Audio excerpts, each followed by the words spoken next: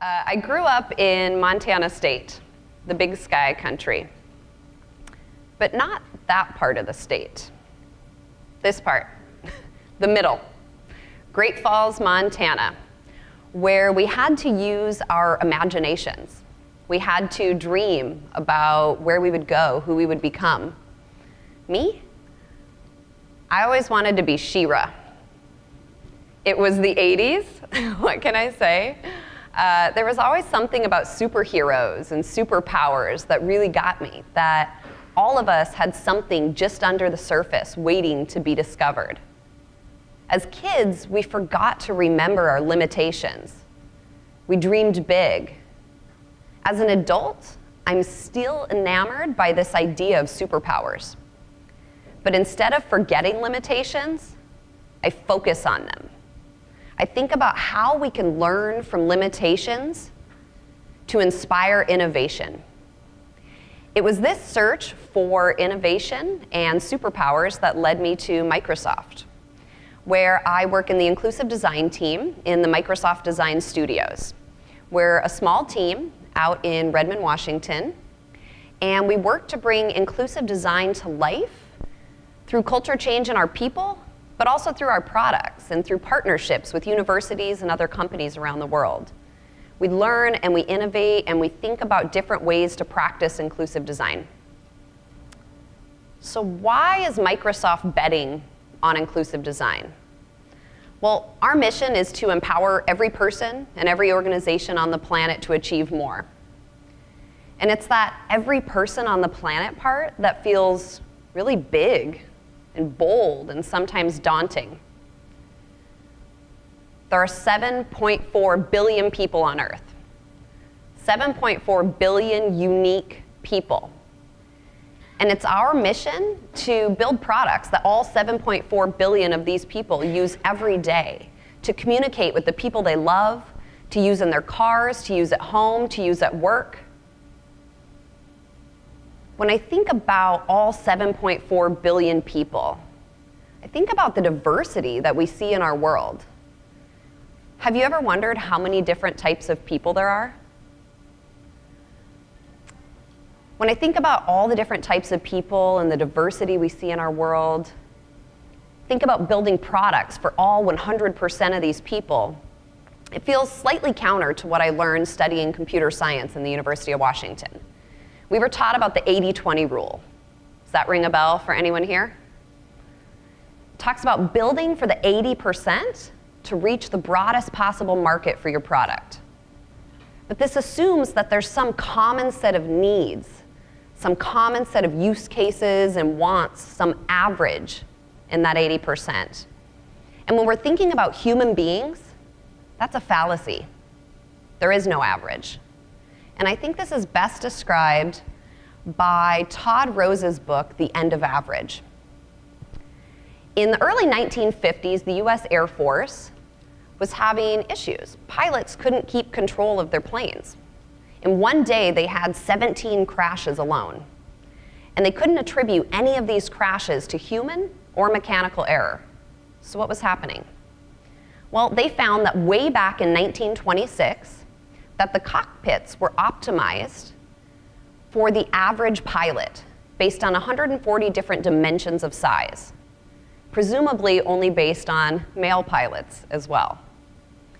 A young researcher named Lieutenant Daniels in 1950 set out to find the average pilot that these cockpits were designed for. He went out and he measured over 4,000 different pilots on 10 different dimensions of size. Want to guess how many of these pilots fit the average? 0. 0 pilots fit the average.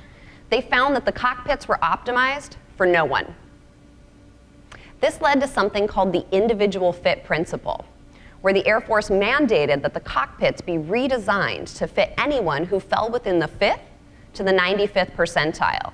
And this led to innovations that all of us use every day, like adjustable fit seats in cars, adjustable foot pedals, straps on helmets, adjustable fit flight suits.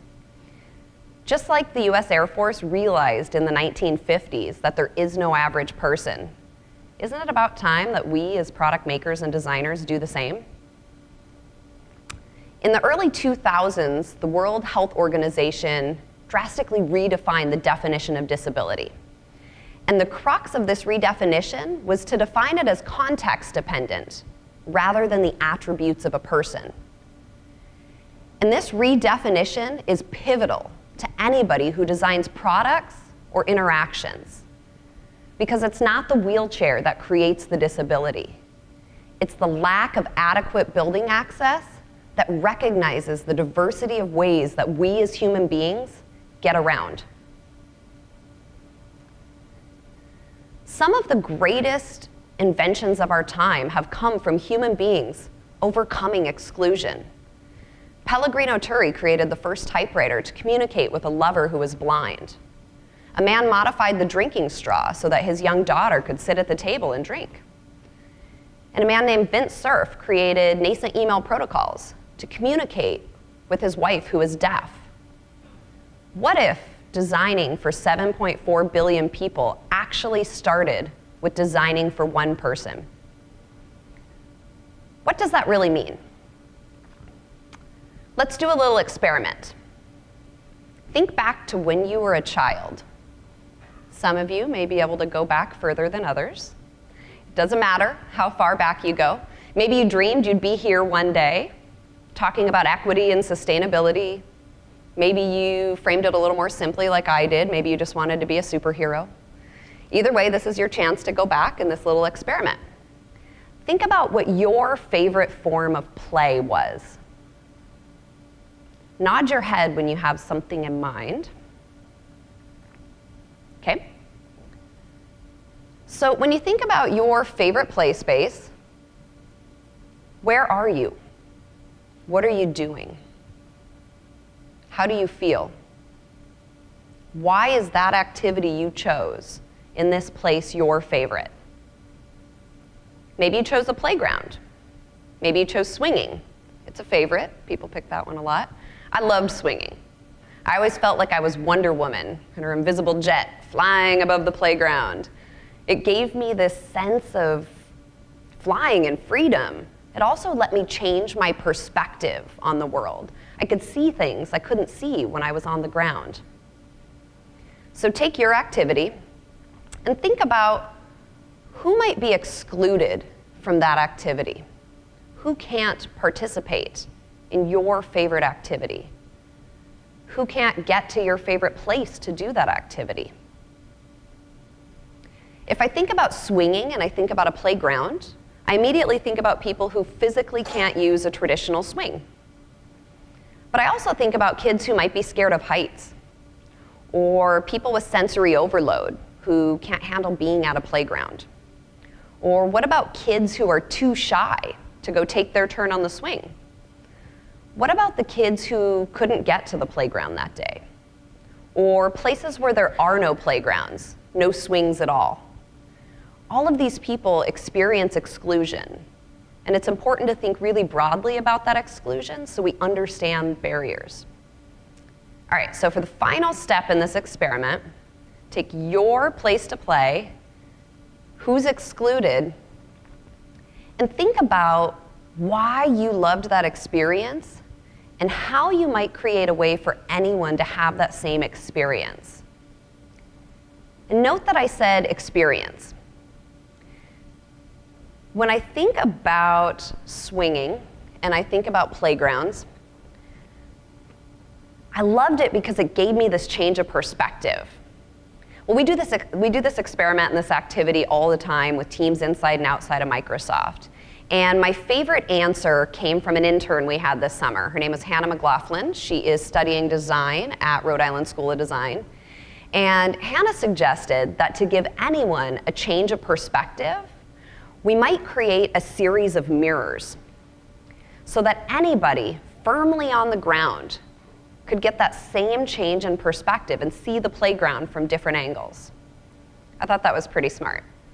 I also recently had the pleasure of going to NASA JPL, and I did this activity for the engineers who were designing the Mars 2020 rover, along with some students from the Art School of Design in LA.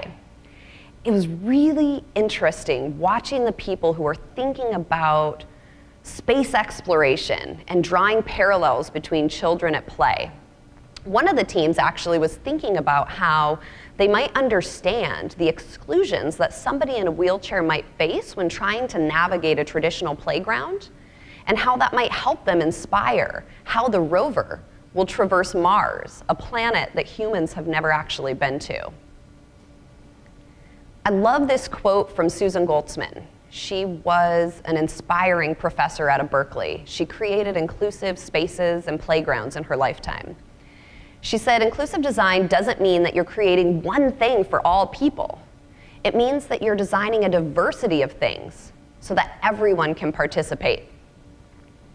And this holds true whether you're designing software or playgrounds, or you're designing spacecraft to navigate the universe and you need to take the whole world along with you on that mission. You need to be aware of the exclusions and the barriers you may inadvertently be creating, and create a diversity of ways for everyone to participate and come along with you on that mission. And this is really the point of inclusive design, which is a methodology born in the digital space, but at its core, it's about including people in the process. People with a diversity of perspectives and a wide range of abilities. At Microsoft, we work from 3 different principles that guide our inclusive practice. The first is about recognizing exclusion. And when we design for ourselves, we are excluding people different than ourselves with different perspectives and abilities. The second is about learning from diversity by building empathy for human beings. And this is the one that I find the most impactful, that really sticks with people long after they've gone back to their day jobs and they're actually practicing inclusive design. And the third is about how when we solve for one person, we can extend the benefits to more people. And it's these 3 principles that fuel our creativity and help us make products that work for more people. So let's dig into each of these a little deeper. The first principle, recognizing exclusion. Thinking about how as designers, it's our responsibility to realize that we are raising or lowering barriers to entry with every decision that we make when we're building our products. When we design for ourselves, when we think about right-handed designers living in a certain geography with a certain set of patterns and behaviors and use cases, we're excluding anyone different than ourselves if we're not looking broadly at the diversity that exists in our world. The second principle is about learning from diversity. Human beings, the true experts in adapting. Building empathy is different than having sympathy. And I've seen it myself. Gone through it, I've seen other people. It's this magic moment when you sit down face to face with somebody else who may have a completely different range of physical abilities, cognitive abilities, or a diverse background different than your own. You have this kind of simultaneous moment where you go, wow, this person is exactly like me. We have the same motivations, the same hopes and dreams, the same goals. But at the same time, wow, this person is completely different than me. They have different abilities, different perspectives on the world, different ways of doing things. And it's important to bring the two together for that magic moment when you really build empathy and you understand another person and you're focusing on the motivations. We built a series of films that some of you came for yesterday. We had a film screening. We appreciate it. Thank you. These short films are based on some remarkable individuals. They're meant to build empathy across Microsoft with our engineers, our program managers, our designers, but also externally, and they're available on our website. I'd like to introduce one of these amazing people to you today. This is Victor Pineda. Titles: Inclusive, a Microsoft Design Toolkit. Victor Pineda, urban planner, filmmaker. A quote: I am a speaker, scholar, and storyteller. A young woman takes Victor's hand. There was this really beautiful older student, and I wasn't quite sure how I would dance with her, but she was such a good dancer that as soon as we started to move my chair, she started to dance with me. And the dance floor opened up, and I realized everybody was looking at us And we were the center of attention because we were just having such a good time. And so I've always loved music, but I realized that I could express that music through the way I moved my body. His wheelchair rolls on the dance floor. You don't just need 2 feet to dance. You need to have rhythm and soul. And I've got plenty of both. Lying on a bed, Victor holds a keyboard and gazes at the ceiling monitor. I stopped walking when I was about 5 years old. I had gradual weakness in my muscles, and by the time I was in high school, I used a machine to help me breathe. A breathing tube fits over his nose. You know, I was watching the movie Matrix. Do you take the red pill or the blue pill? And the question is, would I take a pill that would make my disability go away? And that's a really hard question because I have so much insight and such a rich life that not having this perspective would really change the way that I kind of view the world. A personal care assistant helps Victor dress. I'm going to be challenged next week when I have to climb Machu Picchu, which is a lifelong dream. It's on my bucket list. Victor flies in a plane over mountains in Peru. And I'm challenged by thinking about how to make that journey possible, but I know that I'll get through it. 2 men guide Victor's wheelchair along a narrow, rocky trail. A lofty view shows a terraced hillside.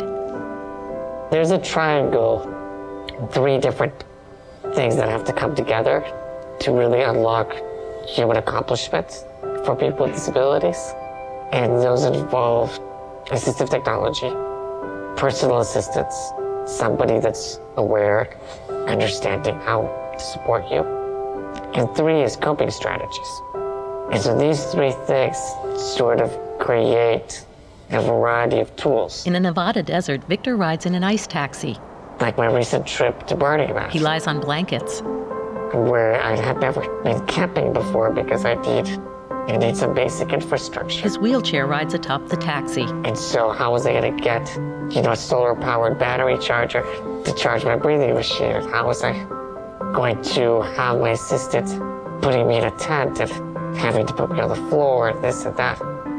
And I challenged myself to sort of put myself in a really difficult place, knowing that I had good people around me and support to get through it. Shirtless, he lounges in a chair. So it's really about seeing users and meeting users and engaging with people that can be completely different than you. Stretches your imagination of what's possible. And so by having designers, whether they're designing a school or software, they're able to design ways and functionalities that unlock human potential. He visits a marketplace. It not only makes that software, that school, more useful for broader numbers of people, but it has a trickle effect. It has a multiplier effect. That it changes those people, in a sense, it changes society. Because the fact that the designer thought about a wider group of people opens up for society to see these people that were once invisible. Victor speaks at conferences. A choral group includes some who use wheelchairs. And the designers have the power to unlock that potential. He consults on an urban planning design. As people with disabilities, there is this very clear understanding that you either are able to contribute to society or you're just left out of society. And the tools that you design really change the equation in terms of what I can contribute. So remove those obstacles and let me contribute my talents, because I want to be part of society. I want to give everything I have. I don't want to sit on the sidelines. You can change that. You can change the rules of the game so the game includes me and includes my talents. Victor eases his wheelchair down a ramp at the Ed Roberts campus in Berkeley and exits through a door to the outside. Fade to black. Titles. This is part of a film series created to build empathy and inspire designers. Inclusive, a Microsoft design toolkit. A slanted light production, Microsoft. I love Victor's exploration. He's hungry to explore the world. Victor reminds me that human beings are the true experts in adapting. That when products don't serve people's needs, they adapt. And if we pay attention, we'll see people using our products in our spaces in ways that we never dreamed. We'll learn more than we teach. Our final principle is about solving for one, but thinking about how we can extend the benefits to more people. We do that through a persona spectrum. Think about captions and subtitles. This actually came up in a session yesterday. I was happy to see that. They were originally designed for the deaf and hard of hearing community. How many of you were watching the debate on Sunday night? Maybe in a pub down the street? And we all wished they had captions on because we wanted to know what was being said. The last time you were running through an airport, kind of glancing up at the news. Also, they've been shown to help increase literacy of children learning to read, or people learning a second language. Thinking through how somebody who experiences disability on a permanent basis, but how those limitations and motivations may be shared across situational and temporary scenarios as well. I love this example from an article in 2009 that talks about the inventions that came from NASA, starting with the moon landing.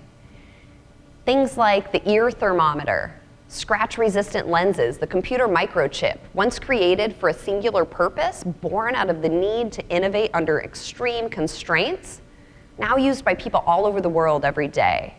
Even memory foam, which probably is in many of the mattresses we all slept on last night in our hotels, originally was used in aircraft seats to soften landings.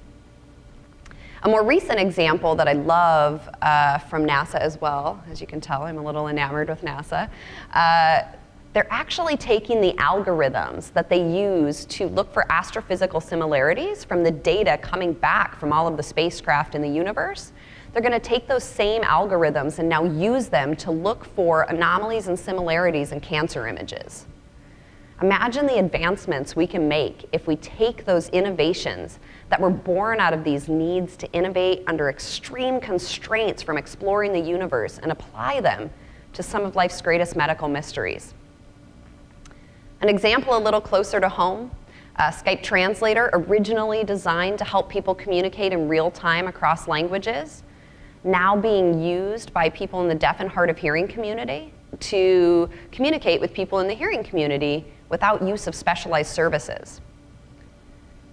I had the pleasure of mentoring a team of interns this summer who worked on a project called Hearing AI, which is now in limited beta as an exploration in the App Store.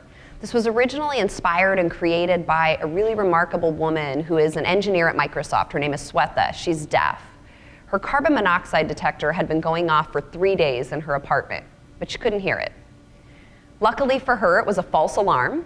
She's okay, there was no carbon monoxide, but this inspired her to create an app that would listen for sounds, critical sounds in your environment, and alert you to those sounds. But Swetha and I had this instinct that there was something more, there was some motivation or something we were missing. Think about what superpower you might build if you lost your ability to hear. For the people we went and talked to in the deaf and hard of hearing community, that superpower was vision. They hear through their eyes. And so this team of interns spent the summer asking the question, why must sound only be heard? And they actually created this exploration of how we might visualize sound if we were trying to communicate the shape, the size, the volume, the sentiment of sound. My final example about taking something designed for one person and extending to many is one I know most of you probably have heard many times, but it works, curb cuts. Originally designed to help people in wheelchairs navigate from street to sidewalk, but now used everywhere. Used by people, strollers, bicycles, skateboards. As human beings and technology become more mobile, we all experience exclusion in more ways than ever before. Designing for 7.4 billion people really starts with designing for one. And if we think about how we can extend the benefits to more people, we can create products that remove exclusion. Our work has largely been rooted in the physical space. We're just starting to think about how we can expand to the cognitive diversity space, the different ways that people learn and focus and process information. And this conference is one exploration for us in how people experience exclusion through the social notions of equity. We created a toolkit that you can download on our website. We also have some copies of the manual and some stickers and pins, so please grab them before you leave today. We actually just updated our toolkit after spending a year and a half practicing inclusive design using our toolkit internally, but also with universities all around the world and different companies. We've added new ways for people with a range of abilities to use it, and we're always looking for ways to make it better, so please download the toolkit. I started by talking about superpowers and how I'm enamored by them. And I challenge all of you here today to think about limitations, to lean in, to focus on them, to think about what superpowers you can help build for the people you are designing for. As designers and makers, we have the power to raise or lower barriers. But with great power comes great responsibility. And I believe that inclusion is all of our responsibility. Thank you.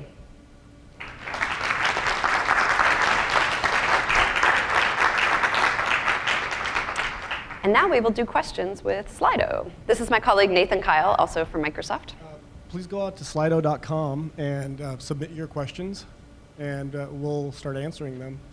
We have a couple that came in already.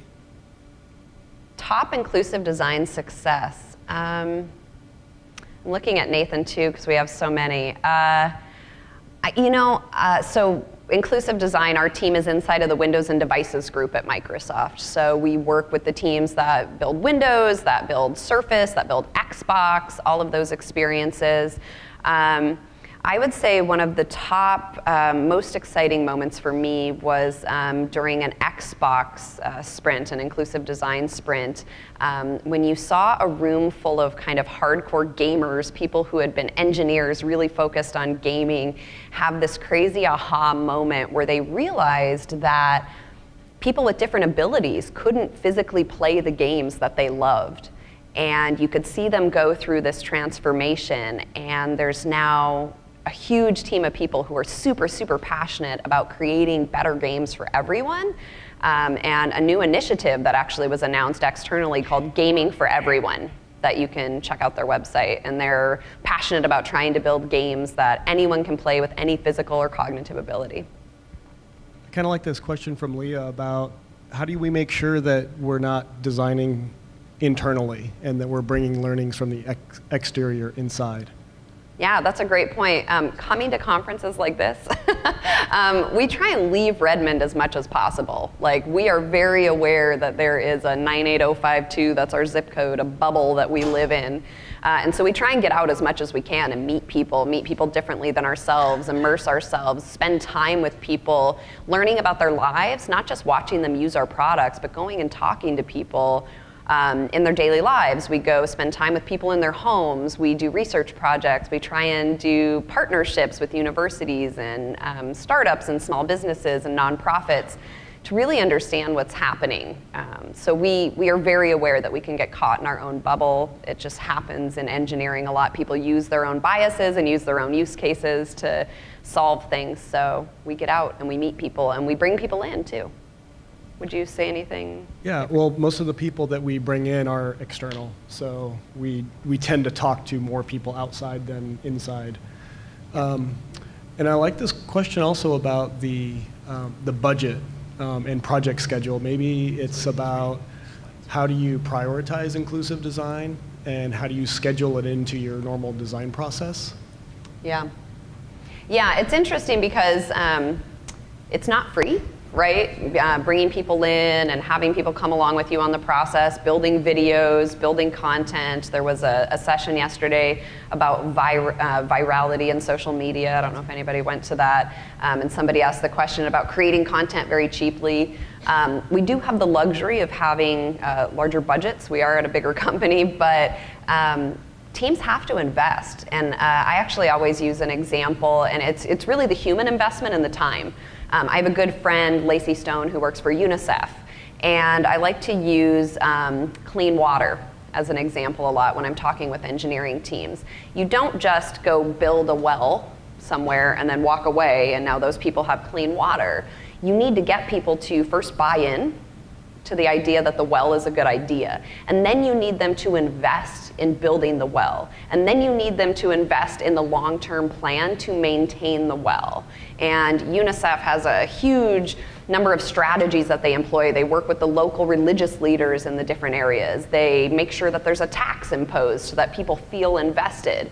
And we do the same thing. So when we work with our different engineering teams, we make sure that they're ponying up the money to recruit and bring people in to spend time with them. We make sure that they're investing the right amount of time and energy, that they're bringing together a really broad range of people who are working on that product. We bring together the designer, the engineer, the marketer, the researcher, all of the different people.